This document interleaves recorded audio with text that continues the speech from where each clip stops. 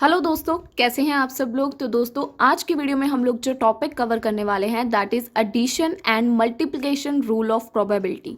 जैसे कि हमने लास्ट वीडियो में भी आपसे ये बात डिस्कस की थी कि ऐसे ही मिलते जुलते 3 से 4 टॉपिक्स हैं, यानी कि independent, dependent, addition rule, multiplication rule, simple compound event हो गए, म्यूचुअली एक्सक्लूसिव। तो ये सभी टॉपिक्स के जो आपको आंसर्स मैंने वीडियोज़ में पिछली 3 या 4 वीडियोज़ में बताए हैं, तो मैक्सिमम आंसर्स सिमिलर हैं। आप लोग ध्यान से देखिएगा। अगर आपको चारों टॉपिक एक साथ एग्जाम में देखने को मिल गए, जो कि आ भी रखे हैं पिछले 3 सालों में, तो आप लोग कंफ्यूज होने वाले हो टॉपिक्स में आपको क्या लिखना है। तो please each and every topic को ध्यान से सुनिएगा वीडियो में मैंने किसमें क्या बताया है, क्योंकि हो सकता है आप लोग जब चारों टॉपिक्स को सामने देखो तो आप कंफ्यूज हो जाओ, क्योंकि सभी मिलते जुलते टॉपिक्स हैं।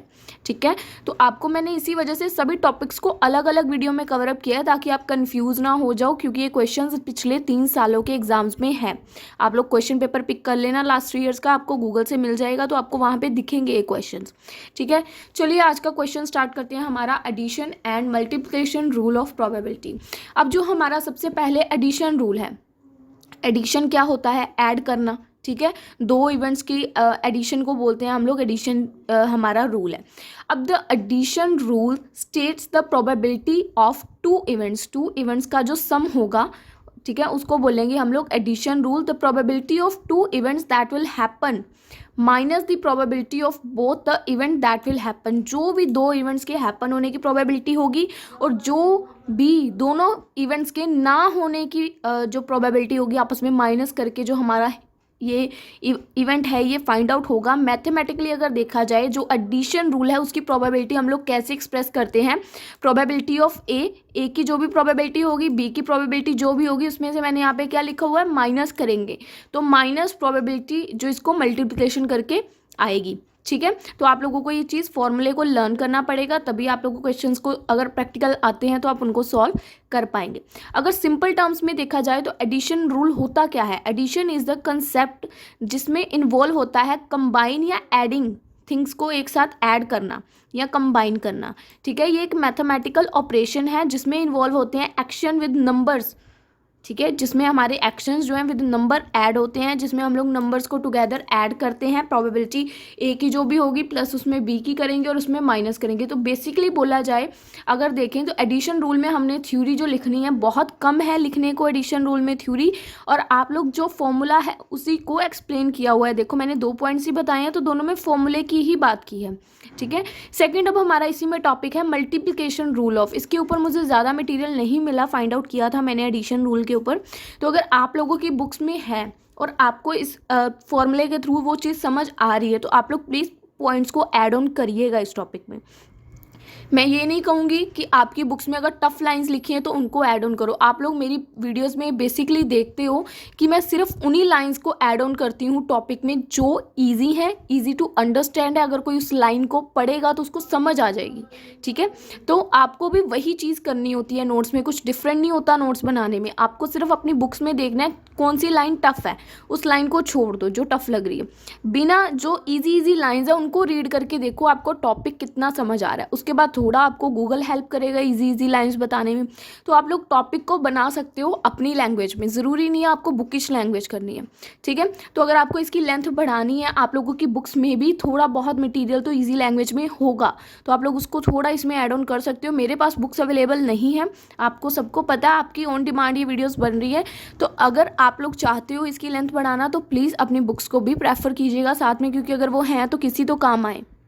ठीक है, अब बात करते हैं हमारे सेकंड रूल की, जो है मल्टीप्लिकेशन रूल ऑफ प्रोबेबिलिटी। दोस्तों, मल्टीप्लिकेशन रूल क्या होता है? पहले तो आपको इसका फॉर्मूला अच्छे से क्लियर होना चाहिए, तभी आपको इसकी थ्योरी आएगी। मल्टीप्लिकेशन रूल की जो हमने प्रोबेबिलिटी फाइंड करनी है, उसमें हमने जैसे फर्स्ट एक जैसे प्रोबेबिलिटी ए या बी, जिसमें से भी किसी एक की प्रोबेबिलिटी फाइंड की, तो दूसरे की प्रोबेबिलिटी फर्स्ट वाले पे डिपेंड करेगी। दूसरे वाले की जो भी प्रोबेबिलिटी निकालेगी वो फर्स्ट वाले के निकलने के बाद, जैसे कि हमने पहली प्रोबेबिलिटी निकाली टोटल 30 में से, तो नेक्स्ट वाली हमने अब फर्स्ट यहाँ पे निकल गई, तो नेक्स्ट वाली हम एक माइनस करके, यानी कि विदाउट रिप्लेसमेंट, जिसको हम क्वेश्चन सॉल्व करते वक्त बोलते हैं ना कि बिना रिप्लेसमेंट हमने उसको चेंज किया, तो वो यहाँ पे आएगी। तो मैं आपको एग्जाम्पल के थ्रू भी इसको समझाऊंगी। पहले थ्योरी देखते हैं क्या लिखा हुआ है। According to the multiplication rule of probability, जो हमारी प्रोबेबिलिटी की अक्रेंस है दोनों इवेंट्स की, ए और बी की इक्वल है, पर वो डिपेंड करती है प्रोबेबिलिटी ऑफ बी कैसे अक्कर हो रही है और कंडीशनल प्रोबेबिलिटी। पहले हमने बी की प्रोबेबिलिटी निकाल ली जैसे यहाँ पे फॉर्मूले में लिखा है, उसके बाद the conditional probability that event A जो भी अक्कर करेगा given that event B occur, जो भी बी की अक्रेंस हुई होगी उसकी के बेसिस पे ए की नेक्स्ट डिपेंड करेगी। अगर हम लोग ये बोलें कि A and B are independent events हैं, then the probability of both events, दोनों की हैपन होने की जो प्रोबेबिलिटी है इक्वली है अक्कर होने की। ठीक है, अगर दोनों ही इंडिपेंडेंट इवेंट्स हैं एक्सपेरिमेंट में देखा जाए तो दोनों के अक्कर होने की सिचुएशन सेम है। एक तो हमारा फॉर्मूला इसमें ये वाला आता है, एक ये वाला आता है। ठीक है, तो हम दोनों के बेसिस पे करेंगे। अब इसकी एग्जाम्पल समझो। एंड यू ध्यान से देखना, एंड यूआरएन कंटेन, एक यूआरएन कंटेन है जिसमें 20 रेड बॉल्स हैं एंड 10 ब्लू बॉल्स हैं। हमने अब उसमें से 2 बॉल्स निकालनी है। 2 balls are drawn from the bag one after the other, एक निकाल ली, दूसरी निकालते वक्त जो पहले निकाली थी उसको बैग में वापस नहीं डालना, विदाउट रिप्लेसमेंट लिखा हुआ है। विदाउट रिप्लेसमेंट क्या होता है, जो पहली बार में हमने जो चीज़ निकाल ली ना, दूसरी बार जब हमने दोबारा करना है तो उसको वापस नहीं डाल देना, उसको अपने हाथ में रखना है। What is the probability that both the balls are drawn are red. अब इसकी क्या प्रोबेबिलिटी है कि जो हमने दोनों बॉल्स निकाली हैं वो रेड ही निकलेंगी। ठीक है, अब इसको एग्जाम्पल देखो, यहाँ पे ए और बी के नाम से इनको डिनोट करते हैं। रेड बॉल्स को ए बोलेंगे, ब्लू बॉल्स को बी के नाम से कंसीडर करेंगे। तो यहाँ पे ये लिखा हुआ है ए और बी से उसको डिनोट करते हैं। तो अब हमारे पास पहले रेड बॉल्स कितनी है, probability of A, red balls कितनी है 20, probability of A 20 divided by कितना लेते हैं हम लोग, टोटल नंबर ऑफ बॉल्स कितनी है उस बैग के अंदर, 20 + 10 30। तो probability of A 20/30 first time में जब उसने पहली बार बॉल निकाली तो उसकी प्रोबेबिलिटी क्या है कि उसकी रेड बॉल्स आएंगी, 20/30 के चांसेस हैं कि उसकी रेड बॉल्स आने के चांसेस हैं। अब जब उसने एक रेड बॉल निकाल ली, अब उसने चाहे कोई भी निकाली है, रेड निकली है, ब्लू निकली है, नो मैटर, अब एक बॉल निकाल ली। अब उस कंटेन में सिर्फ 19 रेड बॉल बची क्योंकि उसने एक निकाल दी। यहाँ पे टोटल 20 रेड बॉल्स हैं और 10 ब्लू बॉल्स हैं। हम कंसीडर कर रहे हैं कि पहली बार में उसने रेड बॉल निकाली, रेड बॉल आने के चांसेस कितने थे, 20/30, 20 क्योंकि उसमें रेड बॉल्स थी। अब उसने एक निकाल ली तो बची कितनी, 19 बॉल्स। तो अब जो 19 उसकी रेड बॉल्स बची हैं और 10 ब्लू बॉल्स लेफ्ट हैं बैग में, तो टोटल कितनी हुई है, टोटल हुई 29। अब जब नेक्स्ट टाइम वो इसको अप्लाई करेगा तो अब ये फर्स्ट के ऊपर डिपेंड करिए ना, इसमें देखो 20/30 था। ठीक है, बट नेक्स्ट में क्या चला गया, अब एक बॉल रेड वैसे ही कम हो गई, क्यों, क्योंकि रेड बॉल्स टोटल कितनी थी 20, एक हमने पीछे निकाल दी, बची 19, टोटल 30 थी पर एक हमने पिछली बार में निकाल ली है तो टोटल कम हो गया, एक कम हो गया 29। तो यहाँ पे इसको बोलते हैं हम लोग कंडीशनल प्रोबेबिलिटी बी ऑन ए। ये जो ए के ऊपर डिपेंड करके इसकी वैल्यूज चेंज हुई। 20/30 था जब उसने सेकेंड टाइम बॉल निकाली, क्योंकि फर्स्ट टाइम उसने रेड निकाल ली थी। अब हमने रेड की ही प्रोबेबिलिटी बतानी है यहाँ पे, तो रेड बॉल्स कितनी बची, 20 थी, 19 रह गई और टोटल 30 था तो 1 बॉल निकली, 29 हो गया।